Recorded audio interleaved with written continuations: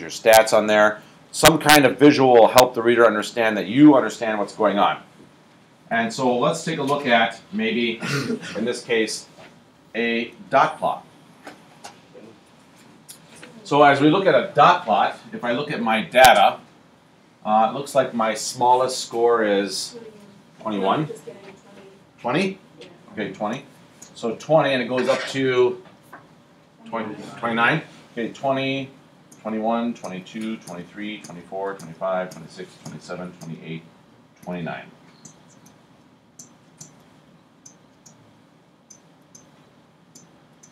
All right, so we start doing some dots here. Let's see. I have 29, 20, 25, 29, 21, 24, 27, 25, 24, 29, 24, 27, 28, 21, 25, 26, and 22, 23. I probably should put that one dot a little bit lower. I guess based on our dot plot, it does not seem like there are any outliers.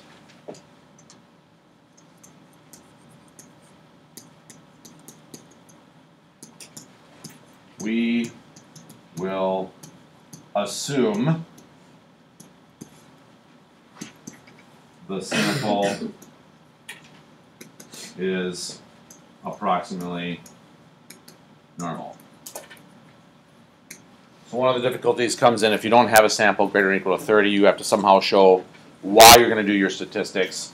In here, we don't see any outliers. We're going to assume and proceed because really that's what statistics is all about anyways. So one more thing that we need to talk about is, are these things independent?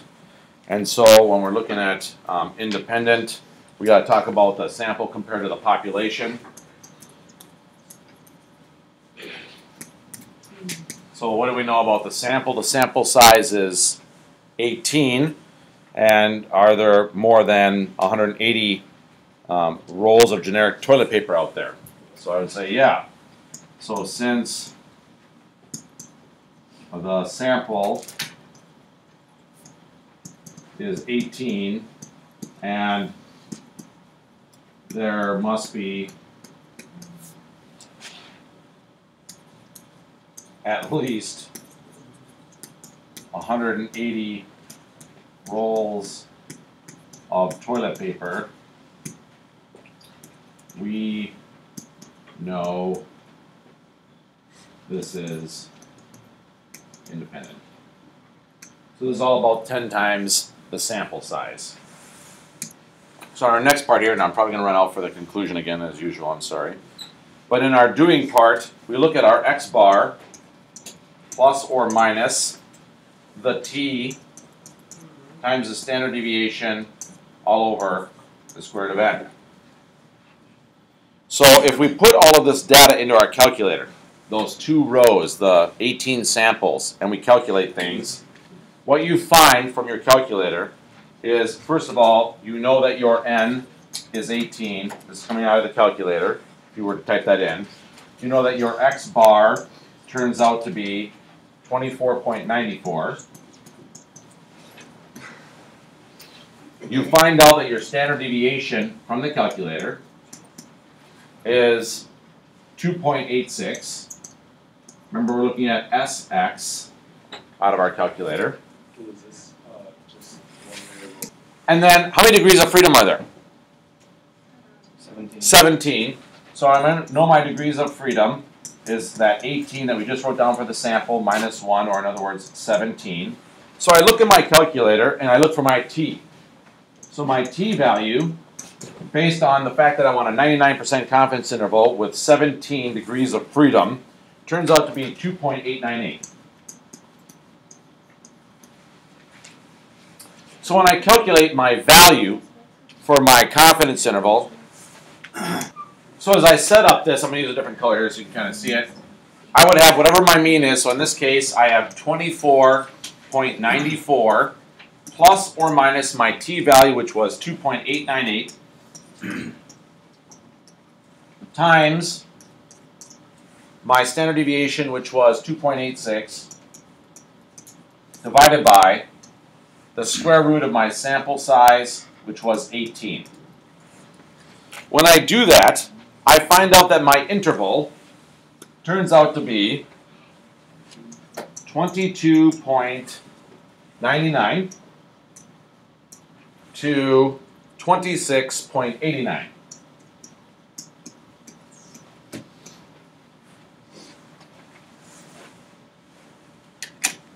And I'm sorry I ran out of room here, so I will tell you what I would write down for our conclusion.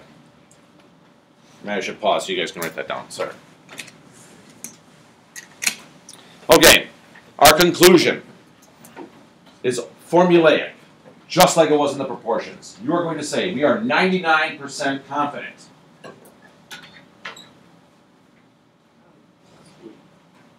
that the interval from 22.99 to 26.89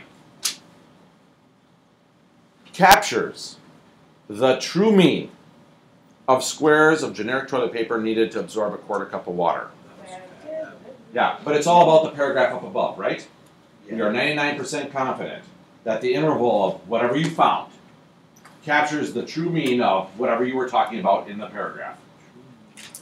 So we are 99% confident that the interval from 22.99 to 26.89 captures the true mean of squares of generic toilet paper needed to absorb a quarter cup.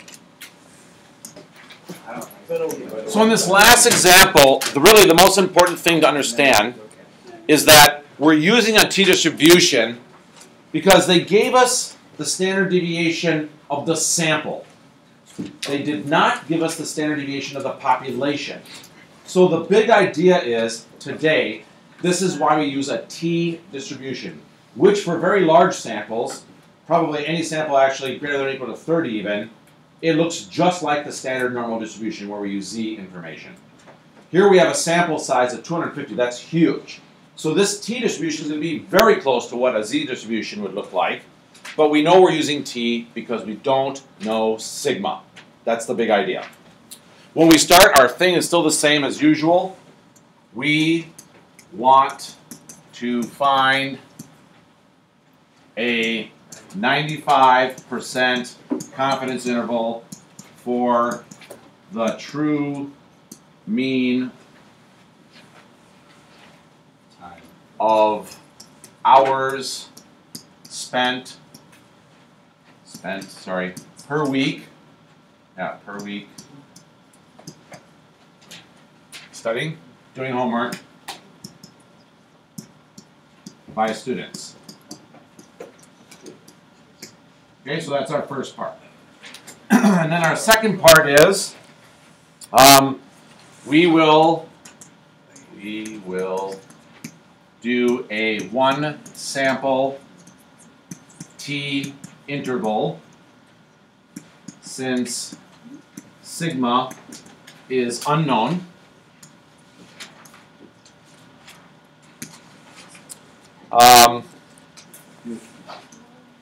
Sorry. So it was pointed out that I should have put it spent at least 10 hours per week. So that's where that comes into play. Sorry. We have a simple random sample of 250 students.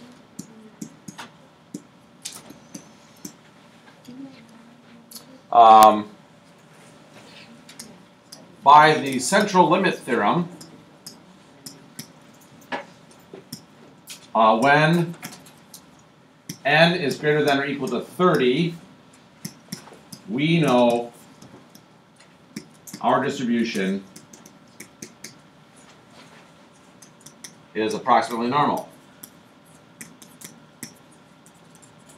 So that was the good news for us. Huge sample.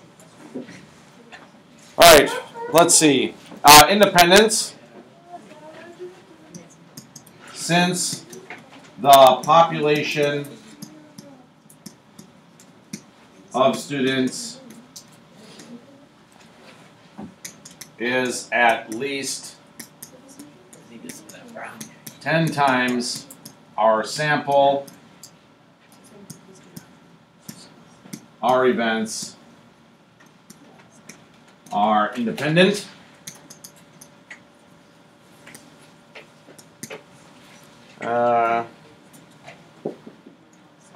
Let's move on to the next one. In the next one, we're going to do our stuff. We know that we have our x bar plus or minus our t value times our standard deviation over the square root of n. So in our case here, that means they gave us that our x bar was 10.2. And then we have plus or minus our standard or t-score, sorry. So the t value, this is kind of an interesting thing. They give us a sample of 250. In your table, you see that it goes up to 100 and then jumps to 1,000. When you use a t value, you want to pick the value that is closest to it, less than or equal to that value. So you don't choose the 1,000, you choose the 100 value to find your t-score. So when you choose your t, you should have got 1.984 times our standard deviation, which they told us was 4.2 for the sample, divided by the square root of 250. This gives us an interval that will range from 9.67 to 10.73. And then you draw your conclusion at the end. I'm sorry? Yeah, that's not 10.7. Oh, thank you. Thank you. So in conclusion, we say we are 95% confident that the interval from 9.67 to 10.73 hours captures the true mean